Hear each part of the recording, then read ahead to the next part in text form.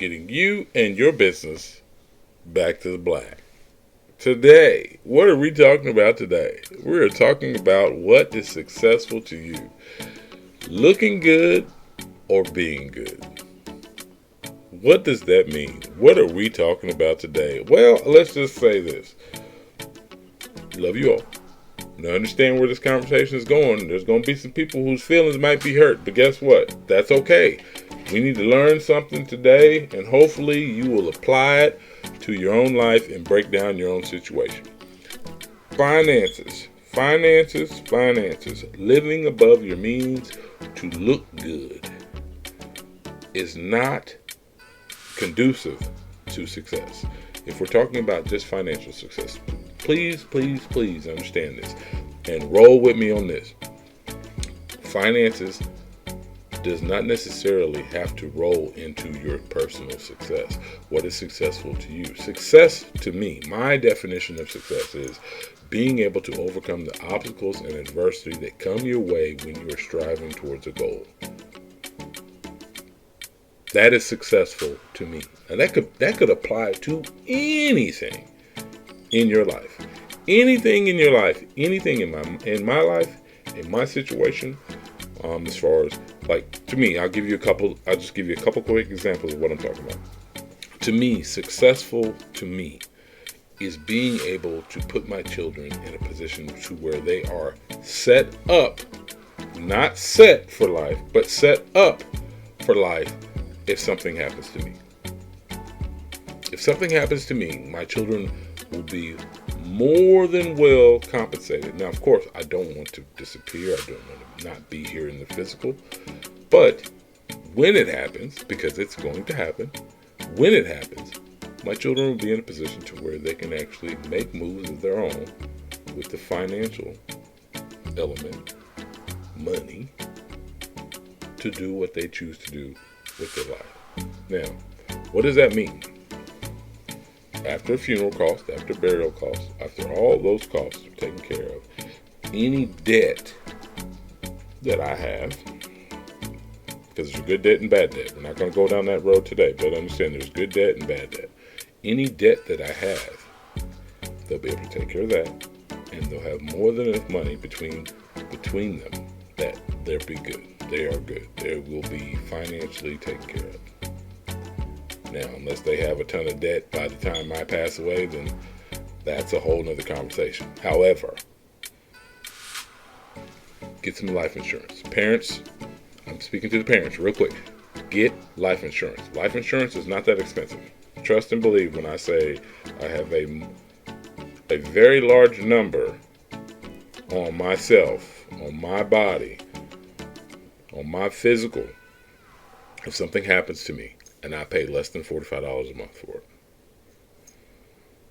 You know, you're talking, this is somebody who's speaking who used to sell insurance. I sold insurance for quite a few years. Now, saying that, please understand, you can go get yourself a policy that is in the upper six figures, if not seven figures, to take care of situations that happen when it comes to your family.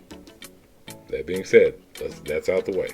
Now, raised by grandparents. I know several people who were raised by their grandparents.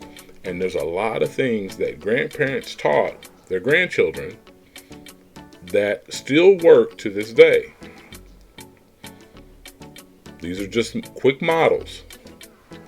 Understand, there are three things that you need to be putting away for.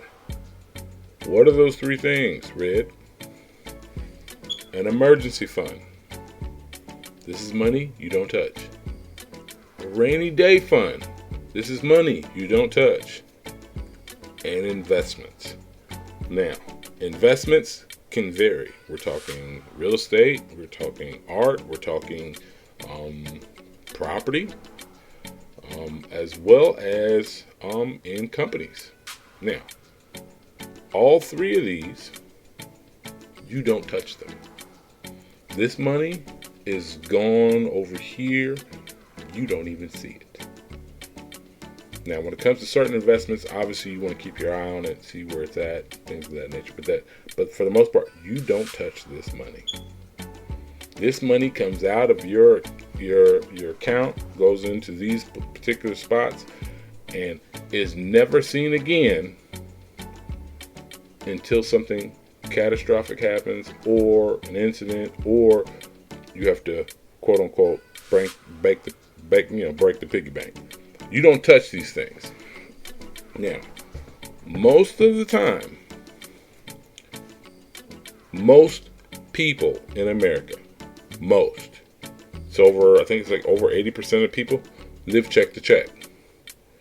Now, trust and believe when I say this, and like I said, there are going to be some people whose feelings is hurt. That's okay. I don't care about your feelings right now. We're talking about you putting yourself in position to be successful. Understand what I'm speaking on right now. You're going to have to make a sacrifice somewhere to plan for the future. It's that simple. It's that simple. It's difficult. You're going to have to make a sacrifice somewhere for that future. And this future is going to be without you.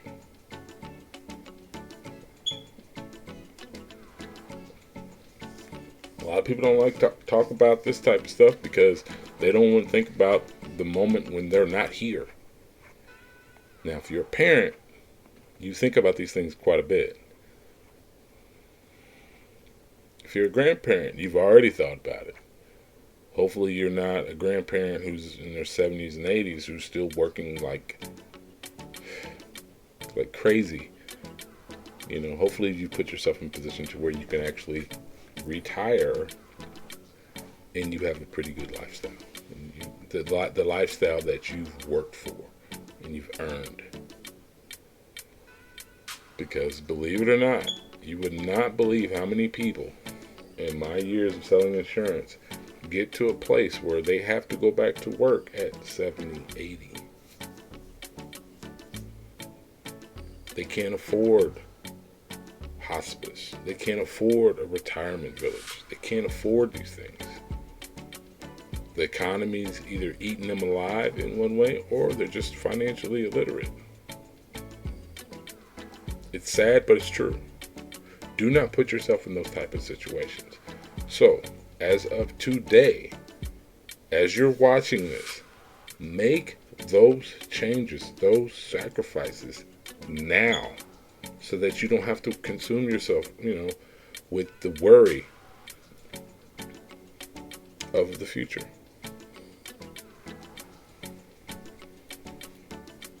Just what it is, what it is. So, with that being said, also, this is something that plagues people today, especially our people. Living above your means. Living above your means is one of the biggest killers of finances. I know several people who drive an $80,000, $90,000 car who pull up to an apartment. Now, I'm not saying that pulling up to an apartment and the apartment isn't nice. I'm not saying that that's a bad deal. However, and I'm not saying go out and buy a house, because believe it or not, markets have changed, people have changed. Most people, I give it another 10, 15 years, most people will be renters anyway. Not everybody has to buy a house. And that's not necessarily a legacy play. That can be a part of your legacy play. But it's not necessarily a guaranteed wealth builder. 2008 was a prime example of that. When bubbles start to pop, a lot of people are left holding a bag that they just simply can't afford. Mortgages go from $800, $1,000, $1,500 to $5,000, $6,000, $7,000 a month, and we're talking people who are deemed to be very successful, who simply cannot afford it, who lost their homes. Those bubbles burst, and so did a lot of people's dreams. Now, a lot of people I know who lost almost everything have recovered, and they're doing okay today. They are what you would call a redemption story, if you will. Now, dressing the part. Let's speak to this. As a young person, I was told to dress the part. Now, what does that mean? If it's not detailed to young people today, please understand they are going to go spend money on things that are quote unquote not necessary. I'm not going to go out and buy a Gucci belt when I can buy 10, 15 different styles of belts for the same price for one of those belts. Let's prioritize. And I can still look good. Now, from the late 90s to the early 2000s, there was not a day outside of my job at that time that I did not wear slacks and a button-down shirt. Hell, there was even a point in high school for myself that I wore slacks every day. Now, mind you, I'm in high school. I got one job. And it was a fast food gig. And I was in high school. Well, 2 jobs technically. I used to cut grass too. But that's seasonal work. So, please understand, you do not have to go out of your way to spend yourself or break yourself on spending on bags, dresses, clothes, suits. Now, here's the beauty of being an entrepreneur. And it took my mentor years and years ago to simply break this down to me. When you're the boss, you can wear whatever you want. Now, as a sales rep for a couple different companies, at one point in my life, I had 40, 50 suits in my closet. I still have quite a few of them, but they range from a couple $100 to a couple $1,000. You don't have to go out and buy a Tom Ford just for whatever. Now, does making a good first impression matter when it comes to clients and clientele? Of course it does. But you don't have to be wearing a suit to do it.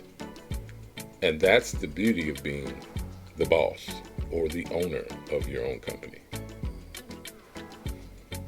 Now, there are certain entrepreneurial jobs and landscapes where a suit isn't required.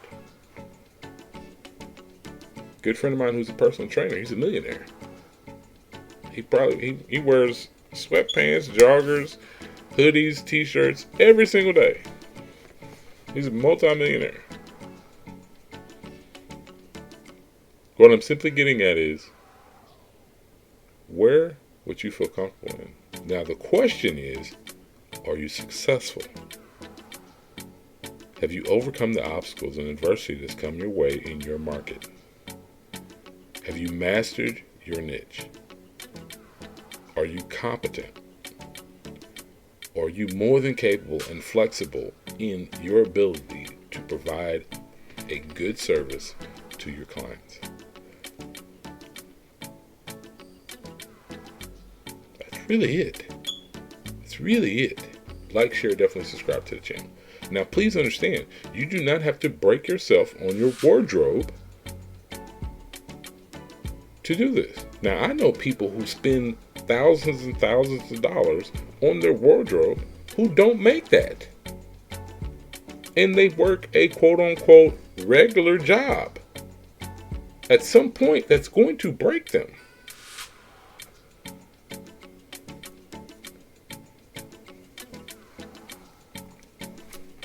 We have to stop that, family.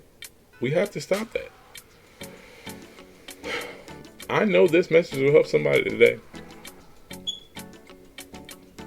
I know it will. So, understand what you can sacrifice today will be beneficial for your future. We're not talking about legacy plays, but a legacy play can be an addition on top of this if you want to, quote unquote, be good and not necessarily look good. Love you all. Talk soon. This is Big Red Leads. Have a great, great day. Peace.